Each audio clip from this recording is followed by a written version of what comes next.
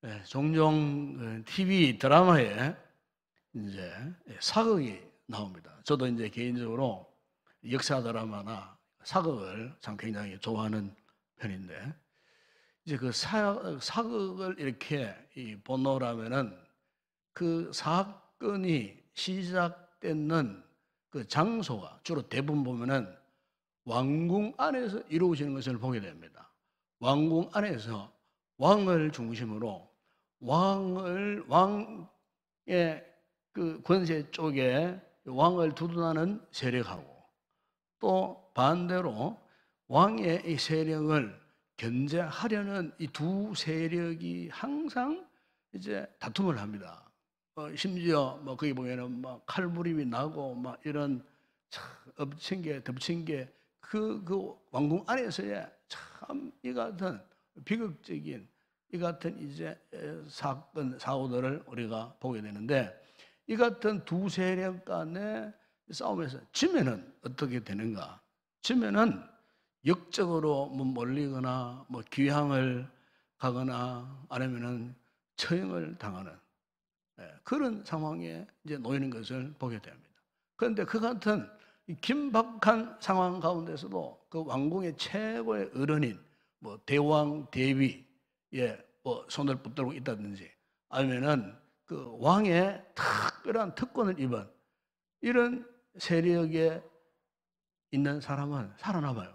아무리 그 혼란스러운 그 싸움 현장 가운데서도 끝까지 마지막 순간 그야말로 간발의 차이로 살아남는 뭐 이 같은 모습을 종종 우리가 이 TV 이 드라마 사극 드라마에서 우리가 보게 됩니다. 대개 이제 이 권력의 속성이 있어요. 이것은 옛날이나 지금이나 똑같아요. 이 권력의 속성이 뭐냐? 누가 왕이 되느냐에 따라 갖고 한순간에 죽고 사는 문제가 갈리기 때문에 일단 권력을 잡은 사람들은요 절대로 권력을 놓지 않으려고 합니다. 이건 현대 이 정치도 마찬가지예요. 한번 정권을 잡은 세력들은 어떤 일이 있더라도 다시 정권을 재창출하려는 그런 욕망, 욕심에 사로잡히는 거예요. 왜냐하면은 정권이 바뀌면은요 다 소위 물갈이가 되어버립니다. 그리고 전임 정권에서의 비리, 부정 이것이 이제 다음 정권에서 낱낱이 다 드러납니다. 결국에는 매일 있던 수장은요 감옥에 들어갑니다.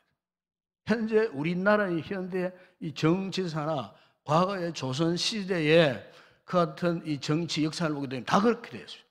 정치가 좋은 것 같아도요 마지막 정치의 결론은 별로 안 좋아요. 다 죽거나 사라지거나 그 인생이 암울해지거나 결국에는 뭐 우리나라의 현 근대사 역대 대통령의 그 형편을 보더라도 행복한 대통령이 아무도 없었어요.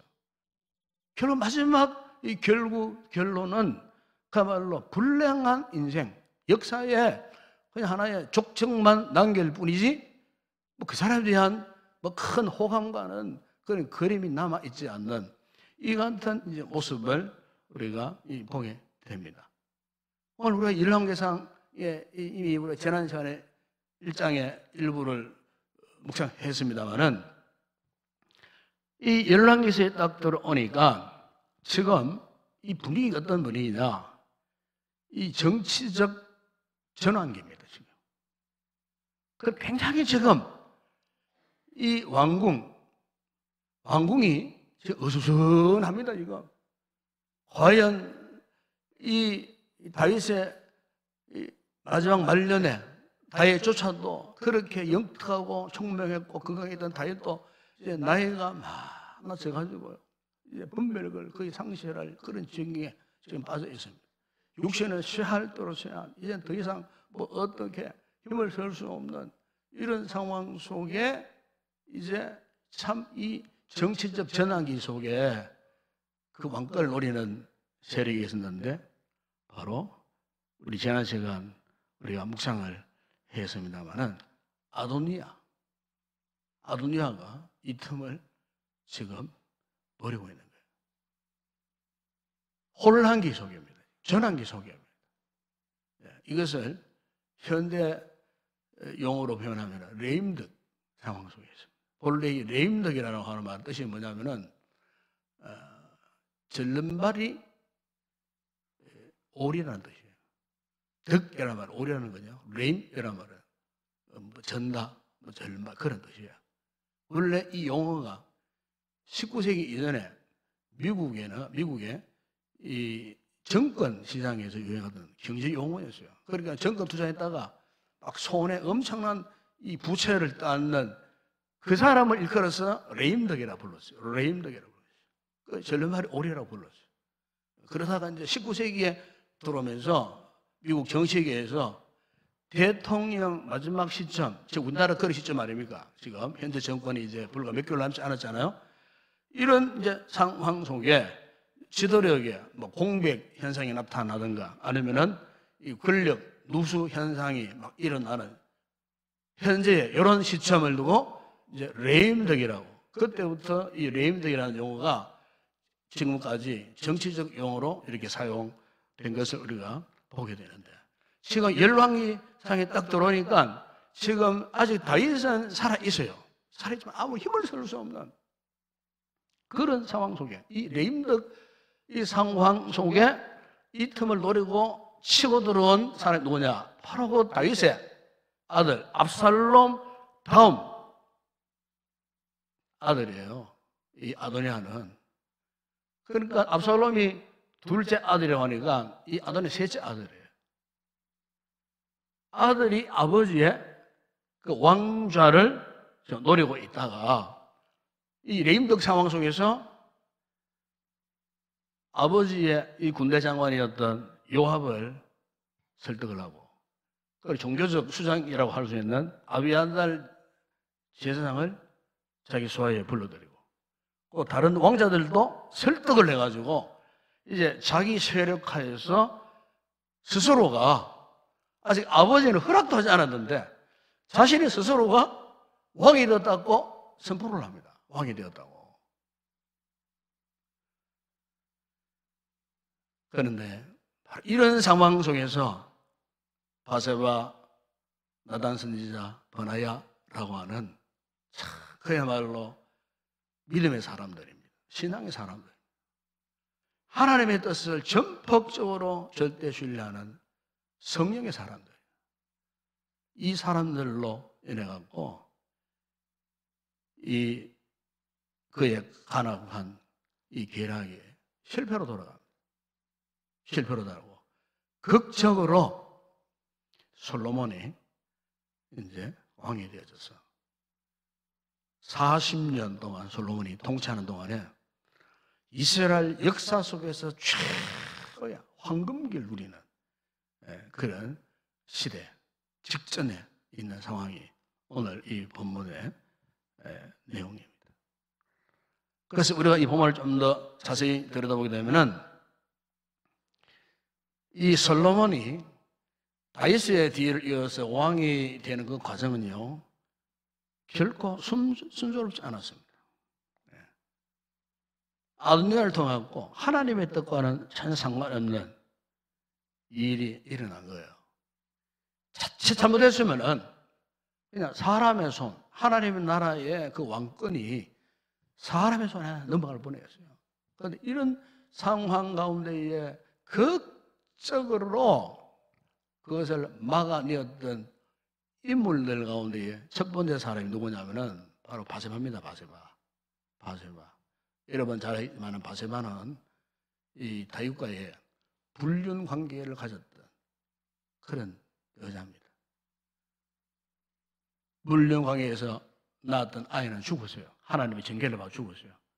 그리고 그 징계받은 아이 두 번째 아들이 누구냐? 솔로몬이에요. 솔로몬. 그러니까 이 바세바는 솔로몬의 어머니였어요. 그런데 오늘 본문에 보면은 이 연약한 여인 이 바세바에 의해서 이스라엘 왕위를 결정하는데 아주 중요한 역할을 하게 되었다는 겁니다. 그 이유는 다윗이 뭐 바세바가 애처라서 그런 건 결코 아니에요. 이것은 바세바가 다윗이 미처 생각하지 못했던 그것을 다윗으로 하여금 깨닫게 한 거예요.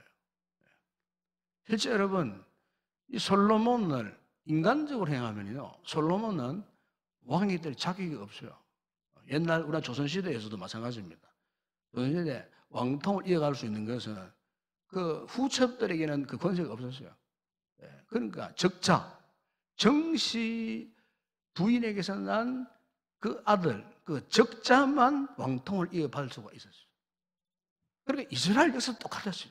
우선이었어요. 적자가 돼야, 정실 부인의 아들이 돼야 1순위로 이제 아버지의 왕권을 이을 수가 있었는데, 솔로몬은 다윗과 불륜 관계에서 태어난, 바세바와 불륜하게 태어난 아들이에요. 그러니까 인간적으로 따져보면은 이 솔로몬은 왕이 될 자격이 없는 거예요. 그런데 오늘 본문에 보게 되면은 이 다윗 역시도 그런 생각을 했던 것 같아요. 왜냐하면 다윗도 처음에는 솔로몬보다도 이 아도니아가 더 사랑스러웠어요. 왜냐하면 아도니아가 어떤 인물인가? 이미 지난 시간에 묵상을 했습니다만은 여러분 1장 6절에 보게 되면은 아도니아가 이런 인물이었어요. 압살롬 다음에 태어난 자요, 용모가, 보세요, 용모가 심히 준수한 자라고 했어요. 그냥 용모가 준수한 게 아니에요. 용모가 심히 준수한 자라. 히브리 말에 여기 심이라는 이 표현은요, 굉장한 그 뜻입니다. 용모가 타의 추정을 불허할 정도로. 그러니까 여기 용모는 그냥 잘생겼다 이 정도가 아니고 그의 말하는 거나 태도나 모든 그의 모든 부분들이 그야말로 이 아도니아는 왕이 될 만한 그런 인품을 가진 사람이었다 그 말이에요. 인품을 가진 사람이었어요. 왜냐하면은 그 1장 9절 하반절에 보세요. 그 아버지 다윗이 한 번도 이 아도니아의 행동에 대해서 뭐 그릇되게 꾸짖거나 질책한 적이 없어요. 지가 알았어요. 그냥 요즘 말하면 아주 모범적인 아들이었어요. 참 잔소리할 것이 없는, 지가 알아서 착실하게 제할길 지가 다 열고 열심으로 공부하고, 요즘 뭐 편하면 열심으로 공부하고 열심으로 뭐 이렇게 참 많은 사람이 칭찬도 받는 정말 여러 가지 참 인품이나 덕성이나 출중했던 그런 인물. 그러니까 보세요. 정실 부인에다가 이런 인품이나 내적 외적인 용모가 아주 건실했으니까 당연히 이런 사람이 임금이 되는 게 마땅하지 않겠어요? 어떻게 불량왕에서 태어난 그 아들 임금으로 삼으면은 그 다윗 왕국의 체면이 말이 아닌 거예요. 아마 다윗도 처음에는 그런 생각을 하고 있었다는 겁니다. 그런데 그 다윗이 이 같은 생각을 완전히 바꿔버린 사람이 누구냐? 바로 바세바예요, 바세바. 그 바세바가 어떻게 다윗의 이 같은 생각을 바꿀 수가 있었는가?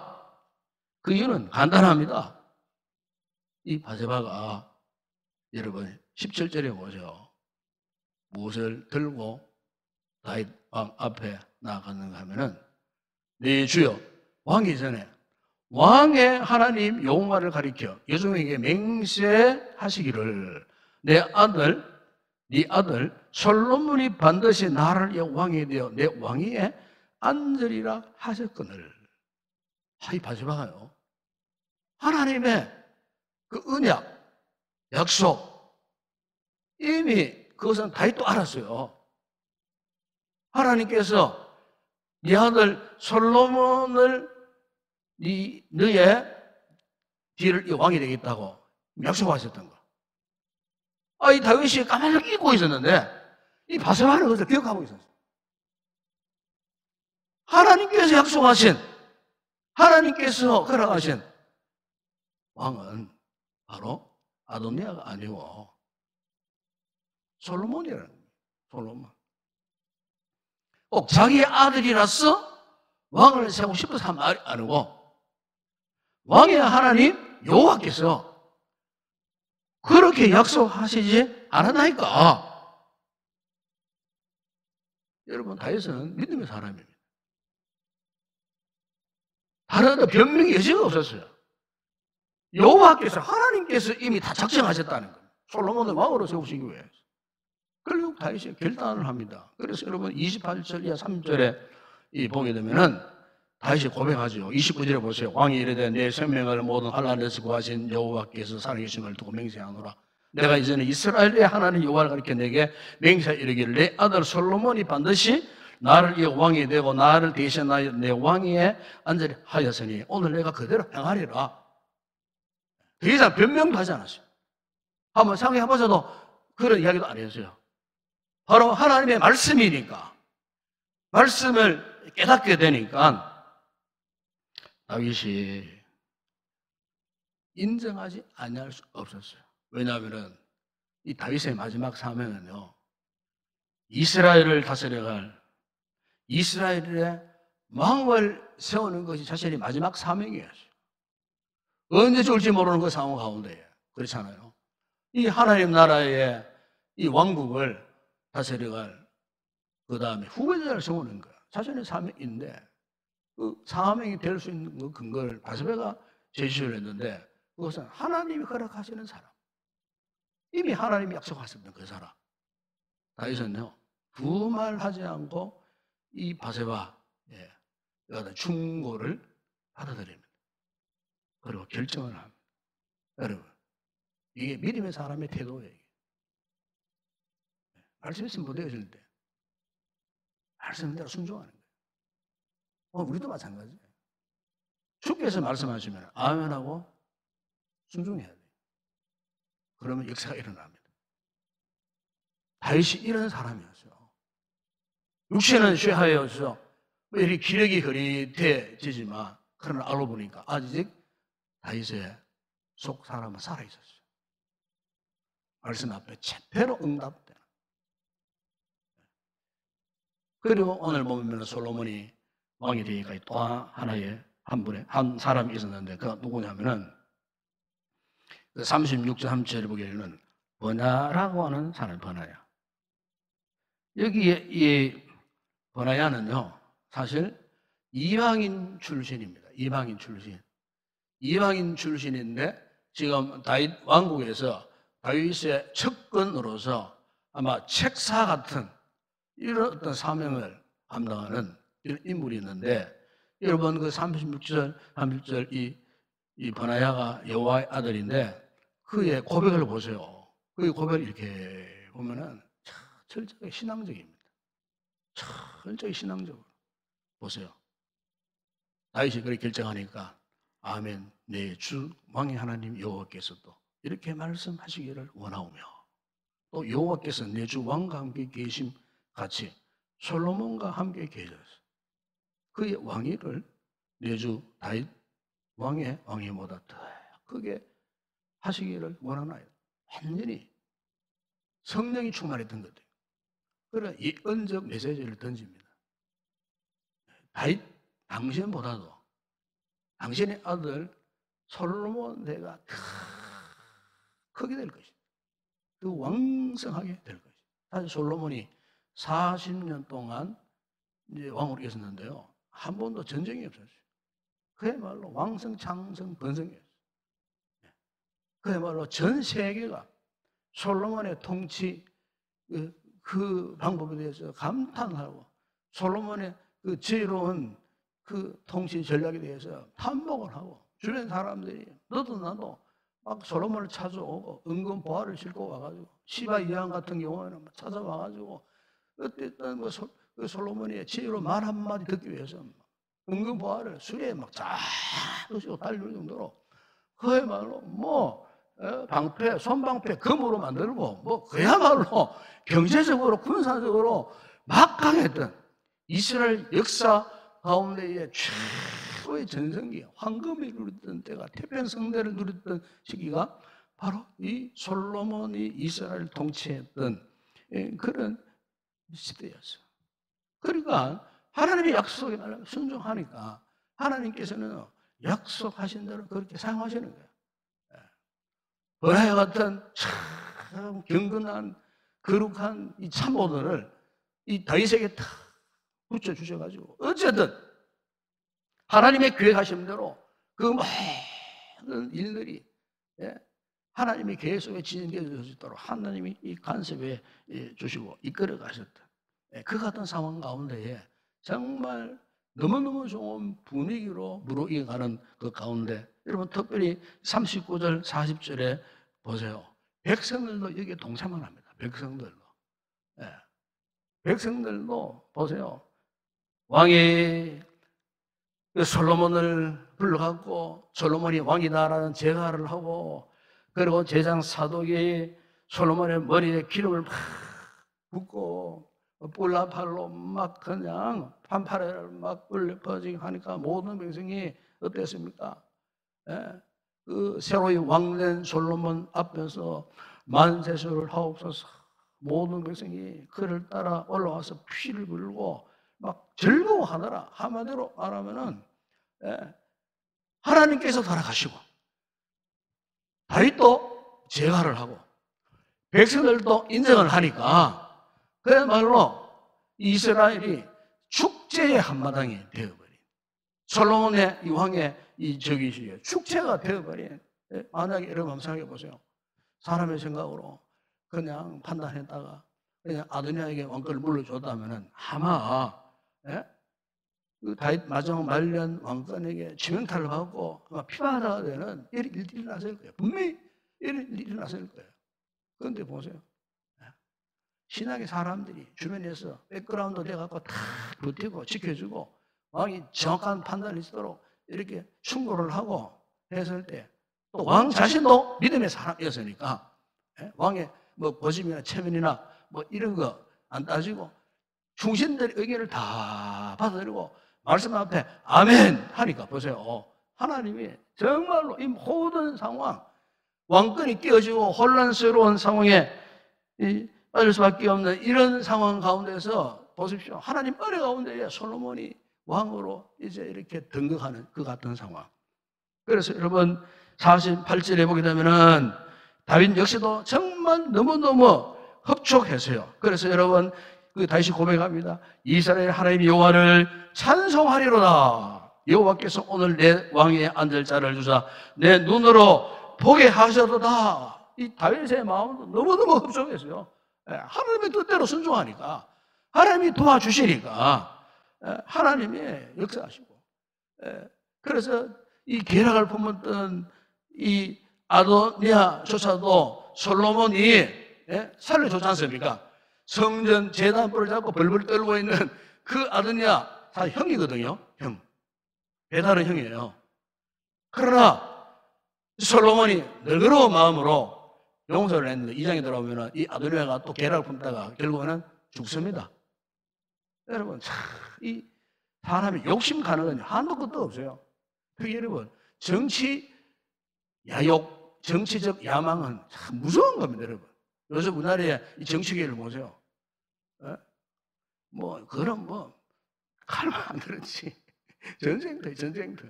같은 쪽, 같은 빈끼리도 옛날 같으면요 칼 뽑아서 싸우는 겁니다. 옛날 같으면은 동인세인 뭐 막 갈라져가지고 노론소론 막 당파 싸움하고 막 정권 서로 잡으려고 옛날 조선시대 그랬다 그 말이에요. 칼 뽑아가고 막 서로 찔러 죽이고 말이에요. 그래가지고 이기면은 힘 있는 사람이 왕이 되는 거예요, 왕이. 요즘 그런 판입니다. 이게 이제 세상적 이 정치적 어떤 형태예요, 이게. 그러니까 거기에는 완전히 인간이 좌우지하는 거예요. 인간이 좌우지하는 거예요. 여러분, 신앙생활에서 참 중요한 것은요, 하나님이 개입해 주시는 겁니다. 우리가 믿음으로 바란다는 건 뭡니까? 하나님이 나의 인생에, 나의 삶의 한복판에 하나님이 개입해 주시는 거예요. 개입한다는 말이 무슨 말입니까? 어떤 사건, 사고, 어떤 상황 쪽에 들어와서 좋게 해결해 주는 그런 상황을 말하는 거예요. 우리가 믿음의 삶을 살다가 여러분 참 때로는 힘들고 어려운 상황 속에서 벼랑 끝에 있을 때가 있어요. 때로는 생명의 위기를 경험할 때가 있어요. 전혀 낯선 곳에 외로이 던져질 때도 있어요. 이때 우리 성도들은요, 여러분 힘으로 그 상황을 이겨내고 벗어나려고 하면 안 돼요. 그때 기도가 필요한 거예요. 순종이 필요한 거예요. 왜? 하나님이 내가 처한 그 상황 속에 개입하시도록. 그런데 하나님이 개입 안 하실 때가 있어요. 그게 언제인 줄 압니까? 하나님 도움 없이 내 힘으로 스스로 뭘 해보려고 할 때, 나의 알량한 자존심, 고집 때문에 내 방법으로 뭘 해보려고 할 때, 하나님께 맡겨야 되는데, 하나님께 도움을 구해야 되는데, 하나님께 전폭적으로 그분을 의지해야 되는데, 인본주의적으로 자기가 자기 힘으로, 자기 재주로, 자기 방법으로 뭐 해보려고 할 때 하나님 개입 안 하십니다. 이걸 아셔야 돼요, 여러분. 왜 실패합니까, 우리가? 그 잘못된 자세, 그것 때문에 실패하는 거예요. 우리가 잘 되든 못 되든, 살든 죽든, 무조건 주님께 맡겨야 되는 거예요. 이게 신앙입니다. 그래야 주님이 개입하시는 거예요, 우리 삶에. 그렇게 하지 않고 자기 힘으로, 자기 방법으로 하려고 했을 때, 하나님 절대로 개입 안 하세요. 이걸 아셔야 돼요. 여러분, 다윗 보세요. 왕이었지만, 수십 년 왕궁 생활을 했지만, 마지막 순간까지 보세요. 그 위기의 순간, 혼란스러운 그 순간, 어떻게 그 문제를 돌파할 수 있었습니까? 그가 말씀 앞에 그 모든 것을 포기한 거예요. 순종했다, 그 말이에요. 그러니까 그 믿음의 사람들이 다 그를 도와주고, 협력을 하고, 안 될 것 되도록 만드는 거예요. 자칫 잘못했으면은, 참, 아드니아에게 정권이 본의 아니게 인간적인 방법으로 넘어갈 뻔 했는데, 하나님 그것을 막아주신 거예요. 왜? 말씀에 순종하니까. 하나님을 의지하니까. 하나님께 영광 돌리고자 하니까. 하나님이 다윗의 생애에 마지막 순간이지만은 하나님이 끝까지 개입하셔가지고 그 모든 상황을 전화위복의 역사로 바꿔주시는 이 같은 모습. 여러분, 하나님의 손에 잘 훈련된 믿음의 사람은요, 하나님의 뜻에 자세를 맞추면서 합니다. 이게 중요한 겁니다. 다윗은 일평생 하나님께 훈련받은 사람. 고난, 역경, 환난, 도망자의 삶, 동굴 속의 삶, 광야에서의 숨어 사는 삶. 아마 다윗만큼 하나님 앞에 제대로 훈련받은 사람 드물어요. 그래서 훈련받은 것이 그 마지막 순간에, 그 위기의 순간에 이렇게 나타나는 거예요. 참 중요한 모습이구나. 우리가 하나님 앞에 훈련받는다는 거, 말씀의 훈련을 받는다는 거, 정말 중요한 일이 아닌가. 훈련을 받아야 하나님의 뜻에 순종할 수 있는 거예요. 순종은 아무나 되는 게 아닙니다. 제가 제자 훈련하면서 항상 하는 이야기가 순종 훈련을 통해서 가능하다는 거예요. 훈련되면 순종 못하면 돼요, 여러분. 우리 신앙생활 10년, 20년 하는 거 그거 가지고 훈련, 순종하기 힘들어요. 잘 안 되더라고. 그게. 안 돼요. 신앙생활 뭐 오래 했다고, 뭐 교회 뭐 큰 요식 받았다고 순종 안 해요. 그거 아니더라고, 그게. 오히려 그런 걸 또 교만해지더라고요. 그런데 훈련된 성도는 순종합니다. 훈련된 성도.